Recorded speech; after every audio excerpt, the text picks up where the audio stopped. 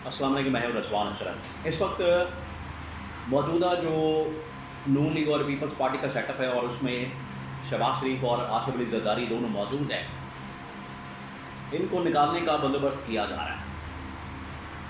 और ये अब इनके बिल्कुल लास्ट डेज, बिल्कुल आखिरी दिन शुरू हो चुके हैं। काउंट डाउन शुरू हो चुका है और इनके गिर्द घेरा तंग किया जा रहा है। तो तमाम की तमाम डेवलपमेंट्स हो रही हैं जिसकी वजह से ये अंदाज़ा लगाना मुश्किल नहीं है कि इनके गिर्द घेरा तंग किया जा रहा है। और एक एक करके आखिरकार इनको पकड़ा जाएगा और इनका हिसाब किताब किया जाएगा, इनका एहतसाब किया जाएगा।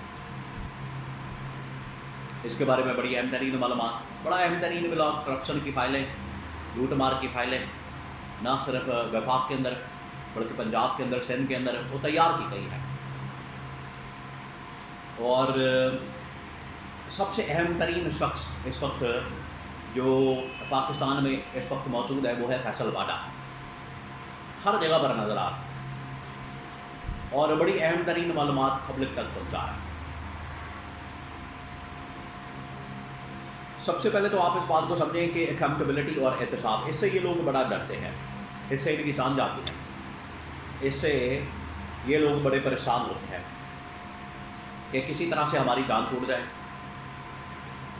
जो करप्शन की, लूट मार की इन लोगों ने दिहाड़ियाँ लगाई हैं, इसका हिसाब किताब ना किया जाए इनसे, ये इनको सबसे बड़ी परेशानी है। और इसी वजह से जो इन्होंने पिछले 4 महीने पहले या 4 साल पहले इन्होंने जो एक इमरान खान की गवर्नमेंट के ख़िलाफ़ महाज तैयार किया था, एक इन्होंने यूनाइटेड फ्रंट तैयार किया था, तो इसी बुनियाद के ऊपर था कि इमरान खान के ख़िलाफ़ महाज खोला जाए, क्योंकि इमरान खान आ रहा है इनकी तरफ, इनका एहतसाब कर रहा है, इनकी अकाउंटेबिलिटी कर रहा है, इनको लेने के देने पड़ गए। तो इसी वजह से ये कठिन, इमरान खान ने बता दिया था कि जैसे ही मैं इनका एहतसाब करूँगा, इनकी अकाउंटेबिलिटी करूँगा, इनकी दौड़ें लग जाएंगी, ये एक हो जाएंगे और मेरे खिलाफ महाज खोलेंगे। आज से वही हुआ, इन्होंने इमरान खान के ख़िलाफ़ महाज खोला, इकट्ठे हुए, अदम एतमाद लाए और गवर्नमेंट टॉपल कर दी।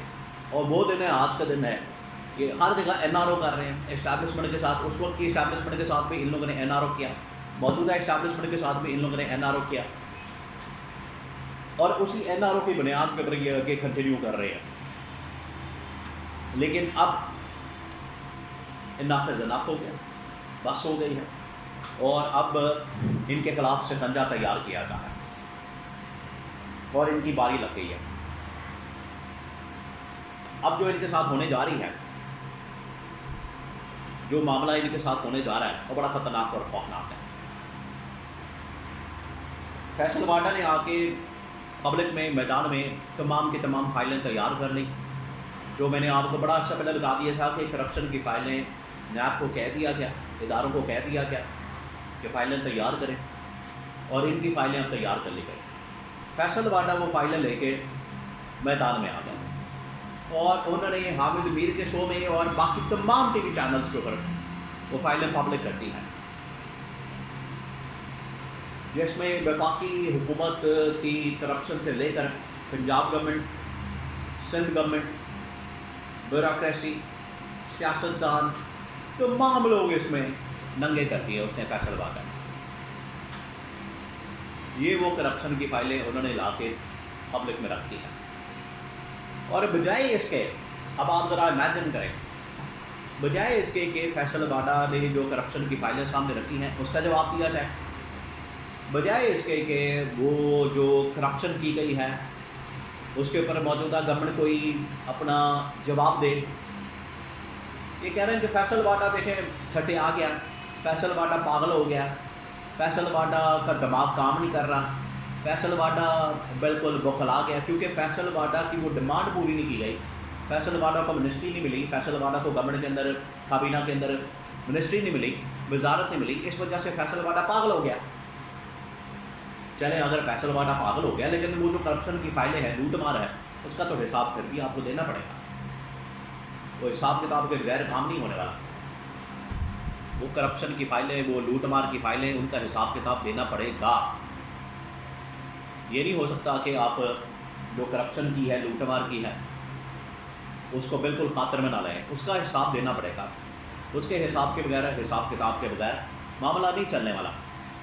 तो ये जो इनकी जानिब से एक बयानिया बनाया जा रहा है कि फैसल वाडा, तो देखें फैसल वाडा ने कौन सा मिनिस्ट्री ले ली, फैसल वाडा ने मिनिस्ट्री ली हो ना ली हो, लेकिन ये जो करप्शन की फाइलें ये कहाँ से आ रही हैं आप सबको पता है। असल में ये इस्टेब्लिशमेंट की जानिब से आ रही हैं। और जो पिछले तकरीबन कोई 6 महीने से डेवलपमेंट्स हो रही हैं, एक वार्निंग, दूसरी वार्निंग, तीसरी वार्निंग, चौथी वार्निंग, अल्टीमेटम, बार बार इनको कारकर्दगी तक कहा जा रहा है, लेकिन ये नहीं कर पा रहे कुछ भी। अब इसी वजह से इनको ये पैगाम दिया गया, मैसेज दिया गया, इनको बताया गया कि बंदे का पुत्र बन के आप ये काम करें, वरना ये करप्शन की फाइलें हैं और तैयारी करें घर जाने की। ये इनको बता दिया गया, पैगाम मिल गया, कैटेगरी करें। तो फैसल वाडा ने पब्लिक में आके वो तमाम की तमाम करप्शन फाइलें इनके सामने रखती हैं और इनके पैरों के नीचे से ज़मीन निकल गई है, क्योंकि इन्होंने करप्शन की है। और वो करोड़ों नहीं, अरबों रुपए की करप्शन है, तो लूट मार की है। तो ये अब मामला सामने आ गया। ये अब इस्टेब्लिशमेंट ने इनको एक एक करके नंगा करना शुरू कर दिया और इनके खाते खोलना शुरू कर दिए। अब इनको समझ नहीं आ रही कि क्या किया जाए। सूरत हाल बड़ी ख़राब हो गई है, मामला बिगड़ गया। ये अब इस्टेब्लिशमेंट ने भी बिल्कुल